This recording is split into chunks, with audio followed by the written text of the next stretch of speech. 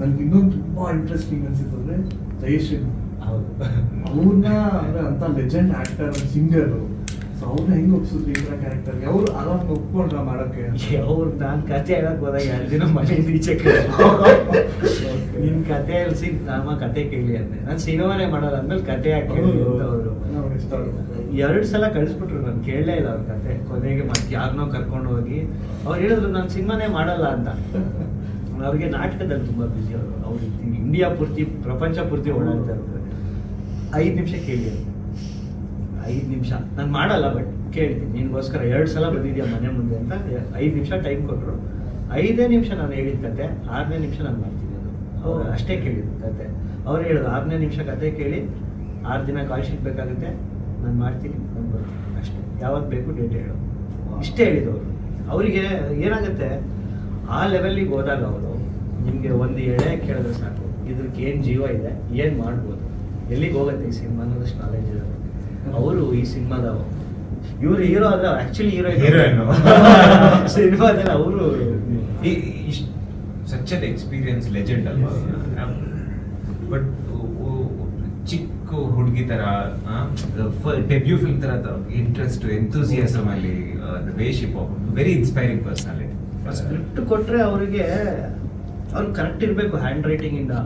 ಅವ್ರು ready ಆಗ್ತಿರ್ಕೊಂಡು dialogues ಎಲ್ಲ ready ಆಗಿ ಒಂದು ಶಾರ್ಟ್ ಮಾಡಿದ್ಮೇಲೆ ನೀವು ನಮ್ಮಲ್ಲಿ ಒಂದು ಶಾರ್ಟ್ ಆಕ್ಟ್ ಮಾಡ್ತಿದ್ರು ಇಂಟರ್ವಲ್ ಬ್ಲಾಕ್. ಒಂದು 30 ಜನ ಆರ್ಟಿಸ್ಟು, ಅವ್ರ ಕಣ್ಣಲ್ಲಿ ನೀರು ಬರ್ತಾ ಇದೆ, ನಾನು ಕಟ್ಟೆ ಹೇಳೋದು ಮರ್ತ್ಬಿಟ್ಟಿದ್ದೀನಿ, ಅವರೆಲ್ಲ ಚಪ್ಪಾಳೆ ಹೊಡಿತಾರೆ ಆರ್ಟಿಸ್ಟ್ಗಳು. ಆ ತರ ಪರ್ಫಾರ್ಮ್ ಮಾಡಿ ಅವರು ಕಟ್ಟೆ ಹೇಳಲ್ವಾ ಅಂದ್ರು. ಸಾರಿ ನೆಕ್ಸ್ಟ್ ಅಂದ್ರು, ನನ್ಗೆ ಅವ್ರು ಮಾಡಿದ ಪರ್ಫಾರ್ಮ್ ಮರ್ತೋಯ್ತು, ನನ್ಗೆ ಏನ್ ಹೇಳ್ಬೇಕಂತ ಬ್ರೇಕ್ ಹೊರಟೋಗ್ಬಿಟ್ಟೆ ನಾನು. ಆ ಥರ ಅದು ನಮ್ಮ ಪುಣ್ಯ. ನಾನು ಫಸ್ಟ್ ಸಿನಿಮಾದಲ್ಲಿ ದತ್ತಣ್ಣ ಅಂತ ಅವ್ರ ಜೊತೆ ಕೆಲಸ ಮಾಡಿದ್ದೆ. ಸೊ ಇವಾಗ BJ ಶ್ರೀರಾಮ್ ಅಂತ ಯಾಕೆಂದ್ರೆ ಈ ಸಿನಿಮಾದ ಕ್ಯಾರೆಕ್ಟರ್ ಬರ್ದಾಗ, ನಾನು ಸೋಲ್ಗಿತ್ತಿ ಶಾರದಮ್ಮ ಅಂತ ಬರ್ದಾಗ ನಂಗೆ BJ ಶ್ರೀನೇ ಇದ್ದಿತ್ತಲ್ಲ. ನಾವು ಹಂಗೂ ಅವರು ನಾನು ಮಾಡಲ್ಲ ಅಂತ ಕಳಿಸಿದ್ಮೇಲೆ ಐ ಟ್ರೈಡ್ ಲಕ್ಷ್ಮಿ ಅವರು, ಬಿ ಸರೋಜಾದೇವಿ, ಎಲ್ಲಾರನ್ನೂ ಒಂದು ರೌಂಡ್ ಕೇಳೋಣ ಅಂತ ಎಲ್ಲ ರೆಡಿ ಆಗಿದ್ದೆ. ಬಟ್ ಯಾಕೋ ಮತ್ತೆ ಸ್ಕ್ರಿಪ್ಟ್ ಓದಿದಾಗ ಅವರೇ ಮಾಡ್ಬೋದು ಮತ್ತೆ ಅವ್ರ ಕೈಲೇ ಹೋಗಿದ್ದು. ಸರ್ ಹೇಗಿತ್ತು ಅವ್ರ ಜೊತೆ ಎಕ್ಸ್ಪೀರಿಯನ್ಸ್ ಅಂತ ಆಕ್ಟ್ ಮಾಡಿದ್ರೆ? Sir, there's a saying, known is the hand, unknown is the ocean ಅಂತ. At that age, she has a number of physical own ಚಂದಗವಾಡಿ ಅಂತ ಒಂದು ಚಿಕ್ಕ ಹಳ್ಳಿ, ಅಲ್ಲಿ ಹೋಗಿ ಏನ್ ಪ್ರಾಪರ್ ರೆಸ್ಟ್ ರೂಮ್ ಇಲ್ಲ, no proper place to stay. She was there. And I felt, what is this overaction we do? As youngsters, ನನಗೆ ಇದ್ಬೇಕು ಅದ್ಬೇಕು ಅಂತ. She says, when you want to make art, a kala moodle ಹೋಗಿದ್ದೆ, you don't need anything else. Big learning from her. And like I said, ಚಿಕ್ಕ ಹುಡುಗಿ ತರ dialogue ನೋಡಿದ್ರು.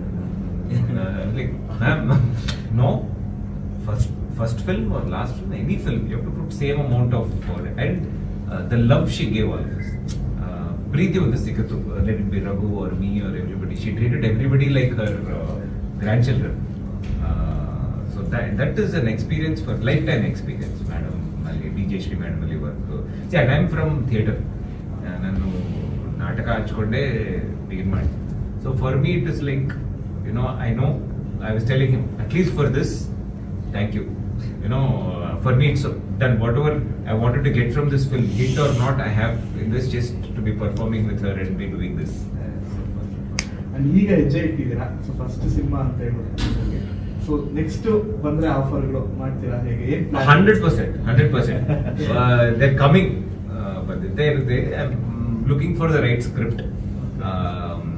See, there are so many Kannada actors. 3 Kannada actors there. They're acting in like Yash sir, or even recently Shivraj Kumar sir acted in Jailer. So there's a mix in industry. So nangondu responsibility ಇದೆ. ಜನ audience, Kannada ಜನ audience trust ಮಾಡಿ ticket ತೊಗೊಂಡ್ಮೇಲೆ they go and see some quality, something interesting I should do. I don't want to get into 5 films MG Road apartment ತಗೊಳ್ಳಿ. That is not the plan. The idea is not to. The idea is to make memorable. Say this one film, Lineman, for lifetime, Kannada audience will give me that respect. You know, Preeti maintain ಮಾಡಿದ್ರೆ I have to give them a film almost good enough or something close to that. So I'm listening. If there's a good script, please come. I'm available.